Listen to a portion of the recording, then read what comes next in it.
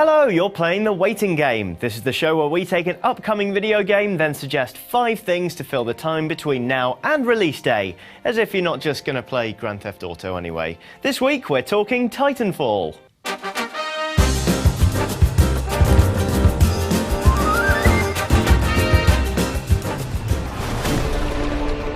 In case you somehow missed it, Titanfall is the first game from Respawn, the studio founded by former Infinity Ward members Jason West and Vince Zampella.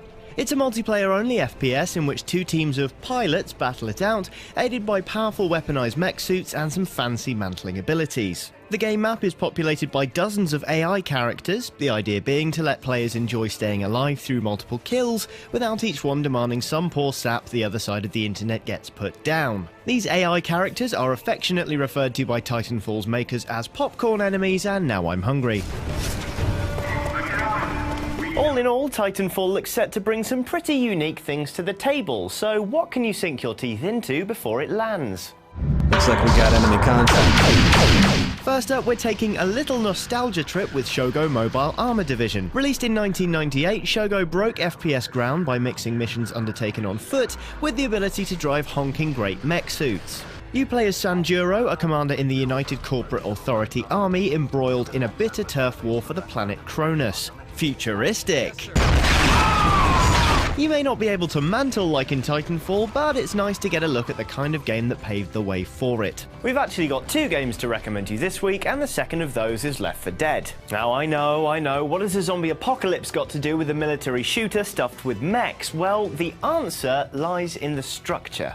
Control and Assault is one of Titanfall's main modes, where 2 teams duke it out for control of 3 hardpoints, before then moving into a super challenging epilogue phase, basically a race to get to a dropship within a time limit without getting offed. This super competitive finale is very similar to the nail-biting set pieces ending each Left 4 Dead campaign, and you should use those as much as possible to learn how to cope under that pressure. Left 4 Dead is also crammed with the aforementioned popcorn enemies, though hopefully in Titanfall none of them plan to vomit all over you.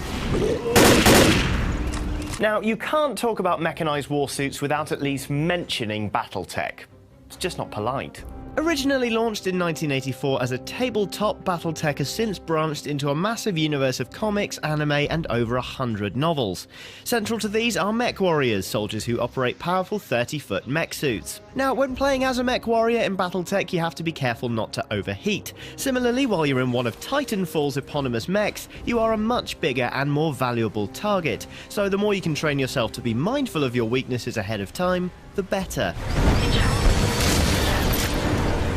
Sometimes though, in order to really appreciate something, it's important to know where it came from. Titanfall is the latest in a long series of mech science fiction, which was basically kicked off by H.G. Wells' War of the Worlds.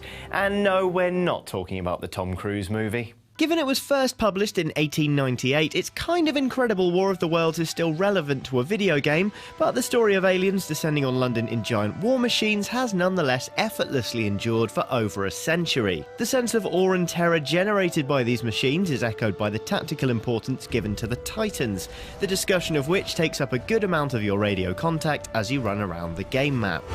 Okay, your Titan's prepped for launch. Call it when ready. It might be a bit out there, but War of the Worlds is a really rewarding read, and besides, how many invasion stories do you know that start in rural Surrey, England? Okay, we're 4 recommendations in now, and you know it, and I know it. We're mostly excited for Titanfall because it's giant robots kicking the crap out of things, and for that, you should watch Pacific Rim. It may have more of an Eastern influence than Titanfall, and the giant robots may be bashing the crap out of giant sea monsters rather than other giant robots, but I'll be damned if I'm recommending Michael Bay's so-called Transformers movies. Each of Pacific Rim's mechs, or Jaegers, is controlled by 2 people joined by a neural link. The relationships between these people and their machines form an important part of the film, and it's these kinds of relationships Respawn hope to weave seamlessly into the competitive gameplay of Titanfall. Also, Idris Elba is awesome. Seriously, I would. Today we are cancelling the apocalypse! And with that little confession, I'm out of here. No release date yet for Titanfall, but hopefully those recommendations should be enough to keep you busy for a bit. If you fancy picking up any of the recommended items from this episode, those nice people at Amazon have made a list for you. Just follow the link on screen now. I'll be back next week, but in the meantime, feel free to make your own recommendations by leaving a comment or tweeting with the hashtag GSWaitingGame. I'll see you next week.